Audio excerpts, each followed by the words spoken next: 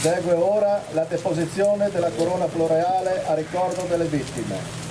Accompagnano la corona Sua Eccellenza il Prefetto Dottor Domenico Lione, per il Corpo Nazionale il Comandante di Udine, l'Ingegner Alessandra Bascià, per la Brigata Alpina Iulia il Comandante 8° Reggimento Alpini, il Colonnello Lorenzo Rivi, per il Comune di Gemona il Sindaco Roberto Revelan, per l'Associazione Nazionale Sezione di Udine il Presidente Carlo Di Tommaso, per la Regione l'assessore regionale Barbara Zilli.